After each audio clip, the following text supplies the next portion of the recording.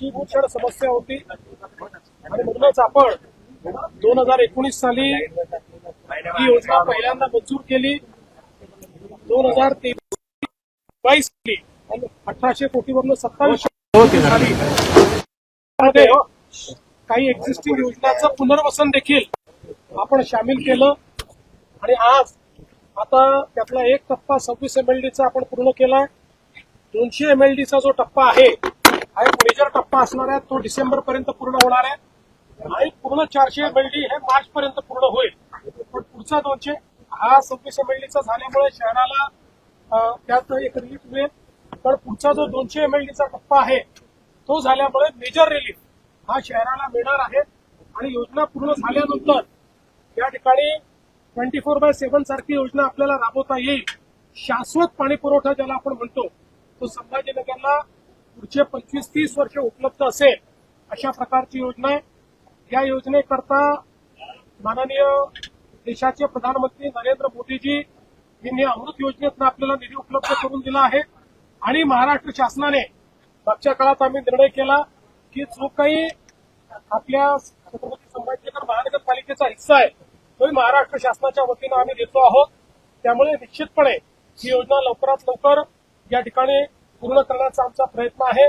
सन्माननीय एकनाथराव शिंदेजी असतील, अजितदादा असतील, आम्ही सगळ्यांनी या योजना पूर्ण करण्याकरता जी काही मागणी ज्या ज्या वेळेस आली त्या सगळ्या मागण्या आम्ही पूर्ण केल्या. निवडणुका तुमच्या सोयीनुसार तुम्ही जाहीर करणार असं विरोधक टीका करतायत. विरोधक उरलं नाही आपल्याला. निवडणुका सुप्रीम कोर्टाने आपलं जे हे आहे निवडणूक आयोग यांना अधिकार दिले आहेत. त्यामुळे राज्य सरकारचा संबंध कुठे येतो? सुप्रीम कोर्टाने निवडणूक आयोगाला अधिकार दिले आहेत. त्याच्या पुढे आहे का राज्य सरकार? करतील. आणखी एक शहराचा प्रश्न असा आहे दिल्लीला जाऊन अमित शहा यांना भेटले. ते म्हणाले की मुख्यमंत्री आम्हाला वेळच भेटत नाही त्यामुळे आम्ही दिल्लीला गेलो. चांगला आहे. त्या दिल्लीच्याच आहे. शहराचा एक आणखी एक प्रश्न आहे की पाडापाडी जी सुरू आहे काय प्रॉब्लेम? माझ्या पांडुरंगाला मटण खाल्लेलं चालतंय, बाकीच्यांना काय? याचं उत्तर मी देणार नाही. याचं उत्तर महाराष्ट्रातले तमाम वारकरी देतील. शहरामध्ये जे अतिक्रमण पाडलं जात आहे, लोकांचा विरोध अतिक्रमण पाडायला नाहीये, परंतु कॉम्पेन्सेशन मिळावं, त्याची नुकसान भरपाई मिळावी अशा प्रकारचं म्हणणं आहे. सर्व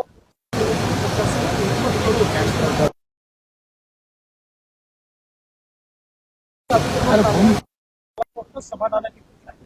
कारण इतकं फ्युचरिस्टिक शहर अतिक्रमणाने म्हणून पुढे कधीच मोठं होऊ शकत. हे करत असताना हे ठीक आहे की ज्या ठिकाणी कायद्याने कॉम्पन्सेशन देय आहे तिथे ते दिलं गेलं पाहिजे आणि ते दिलं जाईल. त्या संदर्भात मी स्वतः सन्मान आणि त्याकरता त्यांना काही मदत लागली तर ती मदत देखील आहे.